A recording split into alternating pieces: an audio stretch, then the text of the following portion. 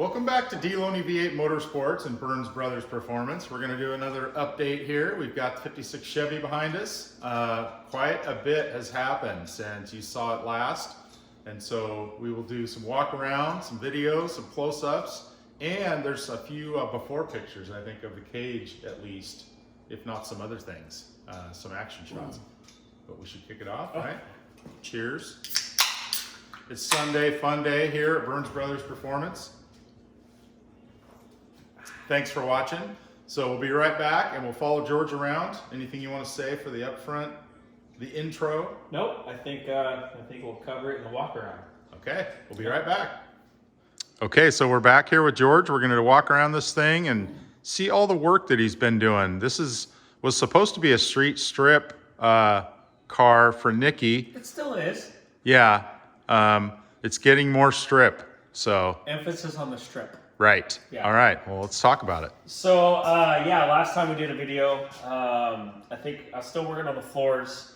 I hadn't had the firewall painted yet. So, I got the firewall and the bottom of the car painted. And that is Pine Crest Green. It's actually kind of a cool story. I didn't tell Nikki what color I decided on painting the car, but her favorite color is green. So I went and looked at all the original colors and I really liked that one. So I actually painted the firewall without telling her.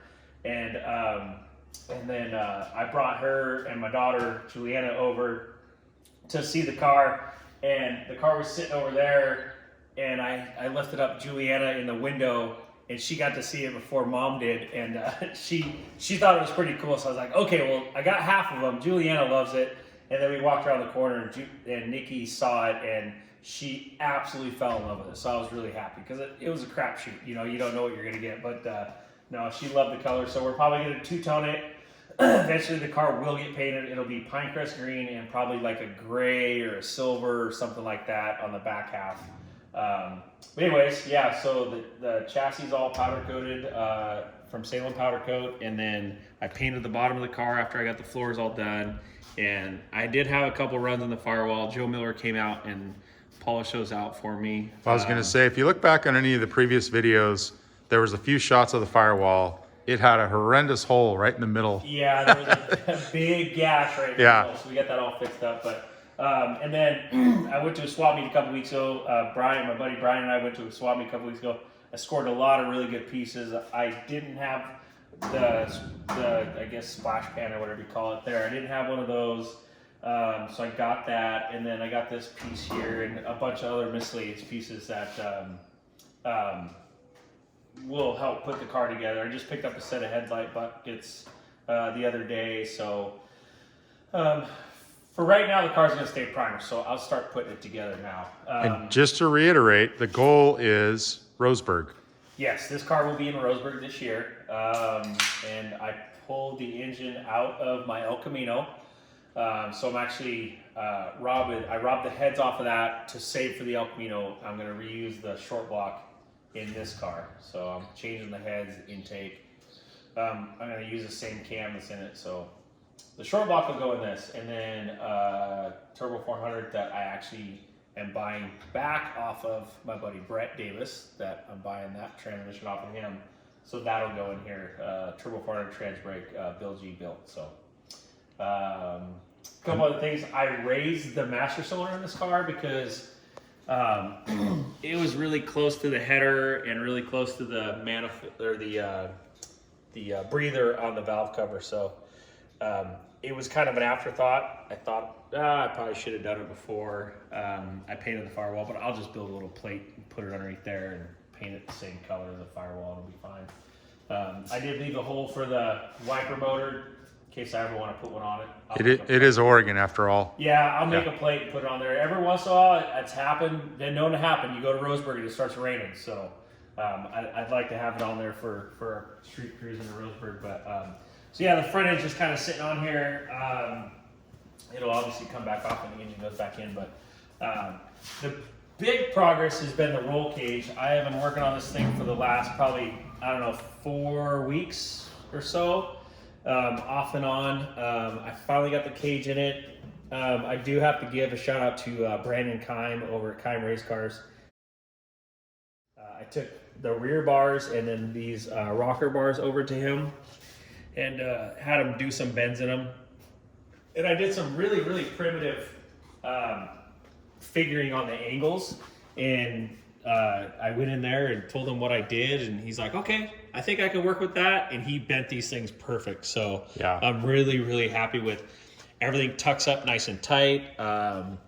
It fits really well. I think it'll flow really good with the back window. Yeah, you don't see it through the pillar on the side, which is awesome. These bars here, since the main hoop kicks in, if I would have just put it in straight, it would have, I don't know, it would have looked kind of funny to me. So I had him put this bend in it, and so it follows the rocker panel and then kicks in. But if you close the door, you can kind of see it's pretty well hidden. Except for the forward bars. If I had a tubing bender at my disposal, I probably would have bent my own bars and followed the A-pillar, but I didn't really want to, put that on Brandon to try to do it from his shop to my shop and all that stuff. And this, once it's certified, it's 850 legal. This car is 850 legal now. It has a window net, the mounts are all in here and all that. Obviously it has to get certified, but the cage itself is 850 legal. It does have, we call it the redundant rear brace. I got this off of my buddy Brett Davis because his car has a factory seat in it. And I put Impala buckets in this, and the problem is the way the seat comes up, it has to have a bar to support the seat, and then I had to put the diagonals in. Well, you can't really catch it with this bar, and this bar has to, I wanted it to tie into the sidebars and then for the harness mount. Right. So it got 2 bars. Yeah. I didn't really want to do it, but that's how it turned out. So, but it'll be all right. Looks stout. So the plan is to get the engine buttoned up. I got to put the heads back on it. I got to modify the oil pan for the steering. And then I'm going to take the transmission to Bill and have him just do a, check it out, make sure everything's okay, and give a blessing on that. And then I got to get the driveline shortened and start wiring it and plumbing it. So I'm thinking about a month this car should be running. Yeah. And then I'll deal with all the glass and all the jewelry on it later. I'll put the trim on it for now, even though it's primer. But so running in June and cruising in Roseburg in early July. Yeah. So my neighbor has a little get together every year around 4th of July, and that's my goal is to have the car over there for that. So, but yeah, I do need to make a trip out to West Meckles, and he's got some parts kind of set aside for me for this thing. I'm missing these and missing the quarter panel spears and stuff like that never came with the car. But yeah, he'll get me fixed up and we'll get the thing together. But all right. yeah, good update. Get a side view of this thing. Yep, it looks like it's ready for some hardware components. I'm ready to drive it. It's it's been a long time coming to get a Tri-Fi back on the road. So this will be a fun one to be able to go cruise around, and obviously to take it up to the track. My plan is end of July, after we go cruising around Roseburg and it kind of proves itself. I want to take it up to the track and make some passes, and then the first event will be Hot Rod Nationals, first weekend of August at Woodburn. So all right, it'll be pretty fun. I'm looking forward to it. I'm looking forward to watching Nikki run it and see how she can do in it and all that stuff, and it should be pretty good. So. Awesome. All right, well, thanks, George. We'll close it out there. Good update, and I'm betting the next time we see this thing, it's got an engine in it. I would think so. All right. Yeah.